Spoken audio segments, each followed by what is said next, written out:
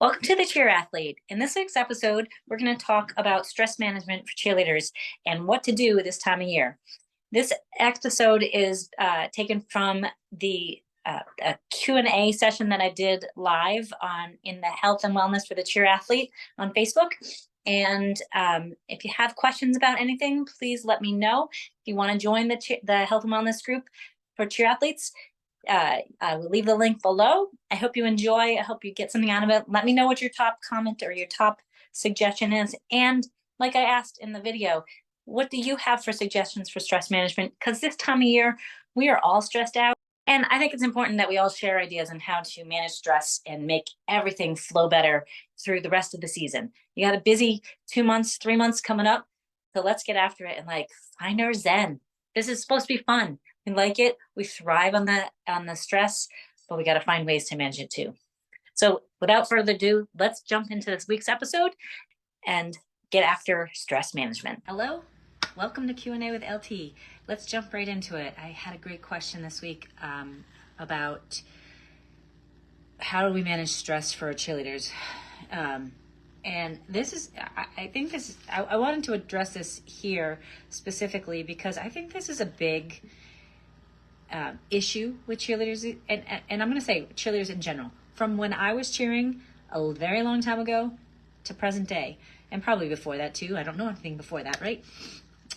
But we are ingrained to push ourselves, to go, to be active, to okay, we got to get to practice, we've got to get our work done, we've got to get to school. We are always on the go. I think it's more today than it was when I was cheering. I can only compare, when I was cheering at Northeastern, I was in physical therapy school. I was trying to keep up with my studies. I wasn't doing very well. I was out partying a lot, which is, that is not necessarily the case with the high school kids, hopefully. And I was then, pushing myself at practice, trying to get to the gym, trying to do extra practices because we would practice without our coaches at that time. And always stress and go. And to some extent, it was just normal. I think for myself, if I didn't have, I ended up screwing up in school and had to take a year off. That's my fault because I was out partying too much. In general, the reason I stayed in school is because I wanted to continue cheering. And if I didn't have the structure of cheer I had to do my homework in this time, I had to get to practice at this time, I had to go to practice and go to the library, it ended up structuring me and keeping everything kind of compartmentalized so that I could do it all. That carried over into today. As an adult, I'm used to that.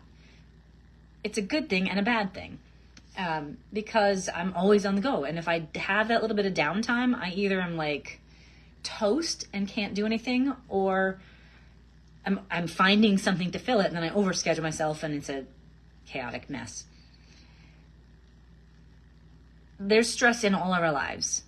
Cheerleaders today are in high school or grade school and through high school are cheering their school teams, their all-star teams, and then they're trying to manage all the rest of life of being a teenager and trying to eat well and trying to get where you need, do all the things. And you can't. Let's just talk all-star and school cheer. I'm a school cheer fan. That's how I grew up. I loved it. I encouraged cheerleaders to cheer school because there's something, I never cheered all-star, so I don't have that same experience, but there's something special about cheering for your school. I have a massive tie to my high school and my college because of cheerleading and the friends that I made with that. Not saying you don't make the same friendships and that you can't be as close with your all-star team by any means. I think for sure you can. But there's just something different on that hometown feel.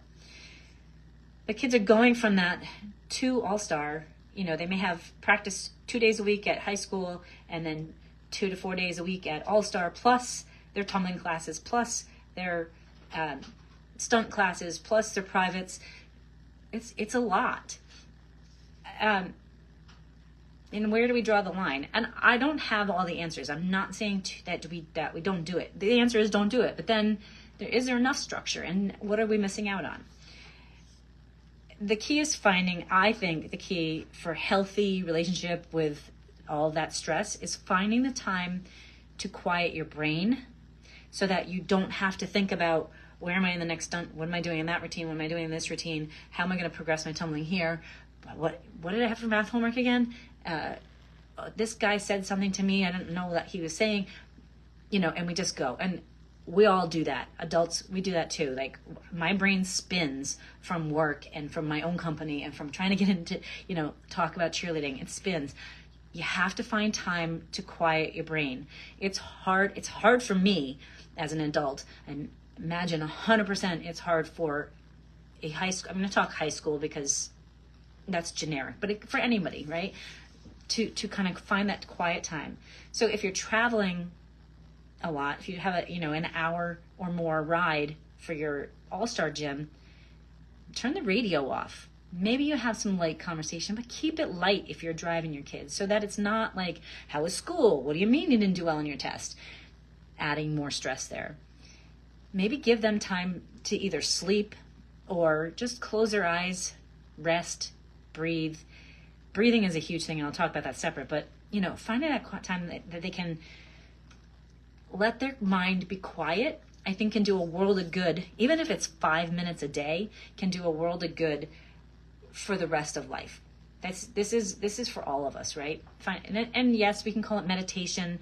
You can go into a meditation where you're actually chanting and doing all that, but you don't need to do that. Just let your mind be quiet and not think about the stressors. Inevitably, they're going to come in. So you have some sort of pattern interrupt in that and do it for as long as you can, because when you start to stress out about the fact that you're stressing out about something, it just adds to it. So that's my first tip is, start to train your kids and yourselves to have some quiet time, some downtime, to get your brain to kind of let things go for a few minutes. The other is breathing. I think this one's huge, and I think that we all could use a little bit intentional breathing through the day. Yes, we automatically breathe. We'll put that out there. Yes, a big part of what I do is teach breathing mechanics so that we have better core stability. That's huge. We need to do that too. But in this instance, I'm talking about just kind of focusing on your breathing in a meditative way. That's not necessarily meditative, but like pockets of time through the day that we intentionally exhale or sigh. Now, high school is not going to go around the high school, because they'll probably get some looks. We would too. But if they can, when they sit down at each class, if they can just focus on a longer, slower exhale that's as quiet as can be. I don't know if you can see it, but my shoulders come out of my ears. My tone calms down. I'm not talking as fast. And I'm able to kind of quiet the nervous system a little bit. It can do a world of good. And this is how I talk on a regular basis. I have patients coming in. I have to be going all the time. I have to get in and talk them exactly what they're doing. But I have to stop every once in a while and take that calming breath myself, because otherwise I'm a stress ball and anxious, and I'm not doing any good for my clients. And it won't do well for homework. It won't do well at practice, because the more anxious you are, the more anxiety there is, you're not going to remember what you're doing, and you're more at risk of injury, and it's a big snowball. So finding those pockets of time to just take that long, slow exhale and check in with your body, let your shoulders come out of your ears, let yourself relax for a bit, can do a world of good for the parasympathetic nervous system, which is that rest and digest, kind of letting your body, your stress levels come down. It will in a good way, affect your cortisol levels, and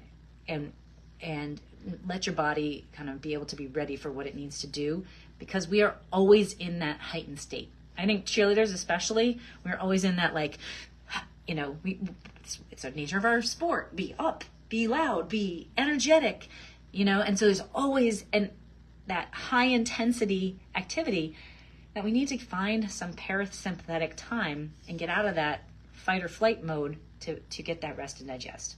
It's not going to happen all the time, and nobody should expect that it would, but if we don't program that into our day, and we're going to forget to do it. Inevitably at this time of year for everybody, when I was coaching, my cheerleaders were spent by the time February came around, and they weren't doing all-star, they just had been doing football season and, fall and winter cheer. And they're just, school is tough at this time of year. Midterms are happening. Basketball games, there's 2 a week usually. If you're at college, there might be more because you're cheering girls' games. You want to get your practices in.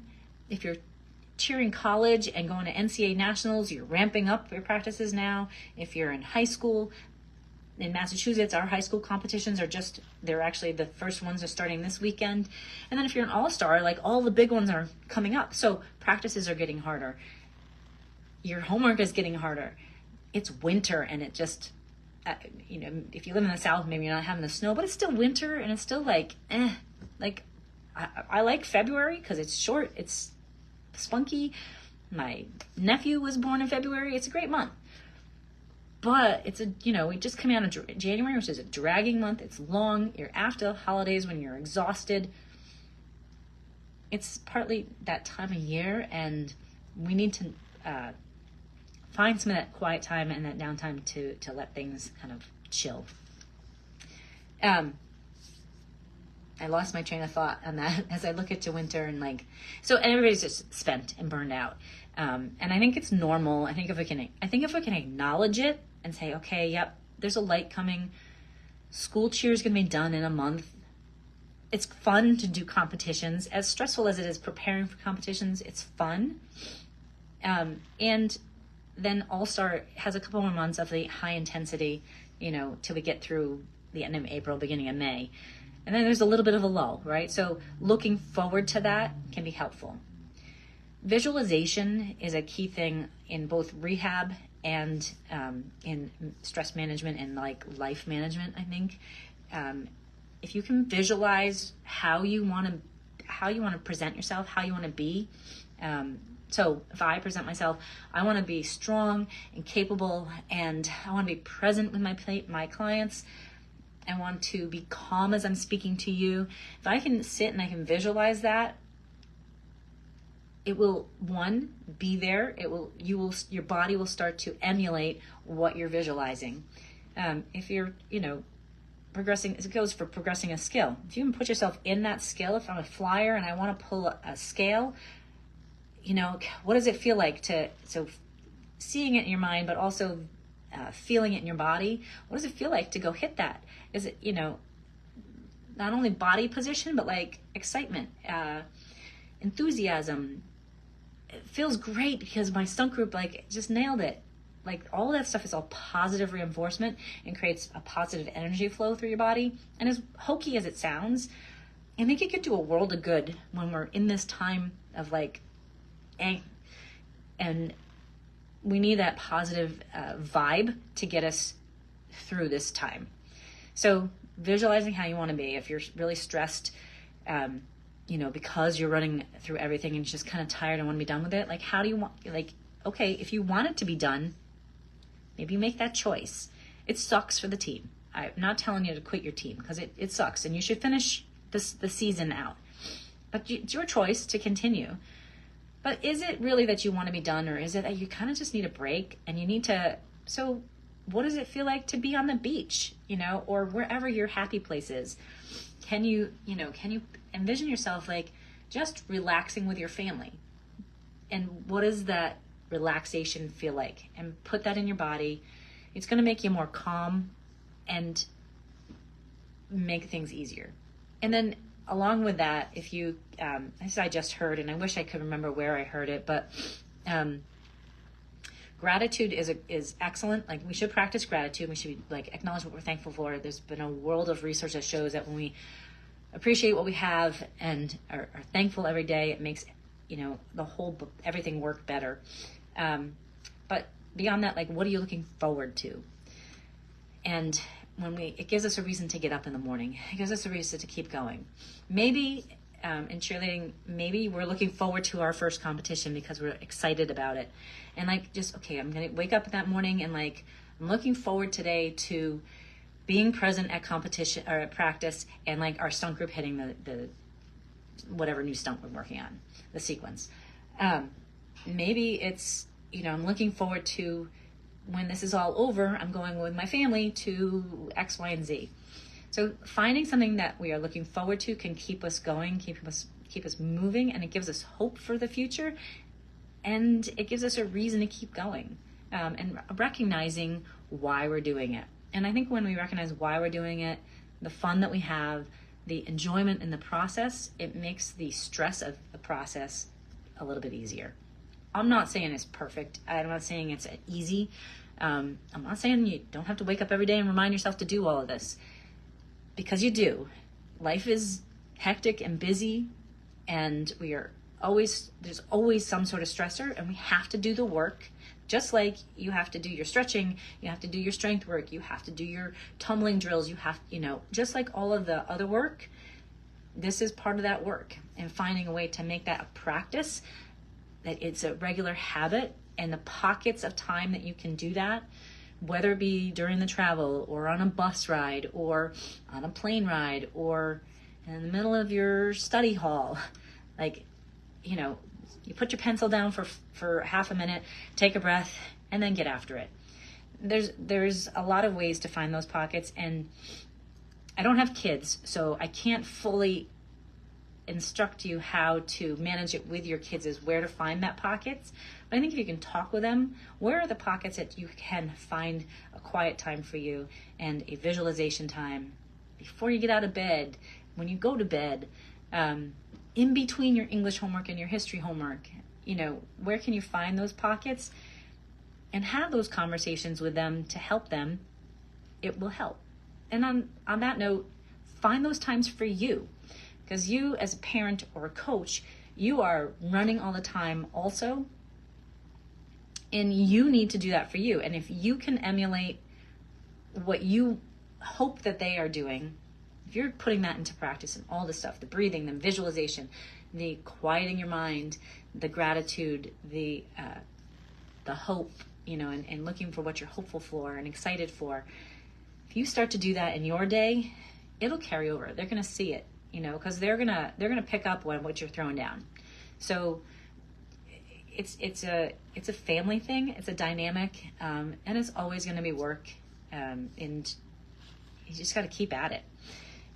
I think we do thrive on stress, and I think it can keep us moving forward. I think that it's important to recognize when especially when kids, they need a break, like give them that break. Maybe they need to talk to their coach a little bit and just say, like, I'm way overstressed and I just can't be here today. Coaches are going to squawk and balk, but if that can happen outside of practice, maybe they're like, okay, I need you to be here today, but you know what? You guys all get a day off tomorrow. Sometimes I did that. Sometimes I was like, I know it sucks. I'm sorry, but you gotta show up. That's part of the sport. It's part of the nature of being an athlete. But being upfront and honest, and maybe the expectation isn't like, coach, I'm going to not be here tomorrow because I just need a mental health day. But maybe the expectation is, coach, I'm struggling right now. I'm here. I'm going to do my best. Maybe I don't build today because I don't feel my best and I don't want somebody to get hurt. Or maybe I don't go full out on my tumble today, but I promise tomorrow I'm back at it. Like, just give me this little bit of a mental health break today so that I can get back to what I need to do tomorrow. You can't do that every day because you won't get anything done, but sometimes you need to. And at this time in the season, it may be important for coaches to schedule those breaks in. Everybody's looking to go hit. Everybody's looking to, get their bid or go place top 10. But you need those breaks, and the ultimate goal of being an athlete is to teach your body, to give your body an activity that you love to do, to compete with it, to be healthy because of it, and to enjoy the process. It's not, we all love winning trophies. It would be awesome to win a Super Bowl trophy or, to take home Grand Champ. at NCAA nationals. Like, that'd be amazing. But if you hated the process of getting there from now through the end, what's the point? You know, like, there's so much life to live outside of that one time on the mat. And when we can remember, like, find the fun in today and find the fun at practice, find the joy in why we're doing this, the rest of it will fall into place. Hopefully those are some helpful tips. I'm going to share this on the Cheer Athlete podcast because I think this is a huge thing. If you're listening and you've made it this far, leave a comment below. Let us know if you have other tips. Like, what do you do to manage your own stress, or what do you do with your cheerleaders to help them manage stress? Because I think the conversation about, like, learning these things, there's not just one way. And everybody manages stress a little bit differently. And the more we can share that, the more we can talk about it without beating a dead horse, I think is helpful for everybody. So leave a comment below. If you know somebody that would benefit from this, invite them into the group so they can see this, or point them in the direction of the Cheer Athlete podcast. This will be out there probably next week, maybe. Anyways, I hope you have a great day. Don't forget, when in doubt, breathe it out. Take life one step at a time. It's all you can do. My friend Drew Kelleher used to say, you're responsible for your own vibes, which means you come in with a crappy attitude, it's your choice. It's your responsibility. I can't change your vibes. If you come in with a great attitude, I can't change that. So bring the good vibes. Check your stuff at the door. If you got bad vibes, work through it. And take that responsibility on. When in doubt, breathe it out. I'll remind you again. If you want some more advice on how to do some breathing exercises for core stability, send me a message or leave me a comment. If you want more, general, there's a lot of different ways that you can do some mindful breathing. And there's a plethora of them. I can put stuff together for you for that as well. Have a great weekend. If you have any other questions, you can leave them below. You can message me, ask in the group, and then we'll keep talking. Don't stress. Enjoy the weekend. Have a great one.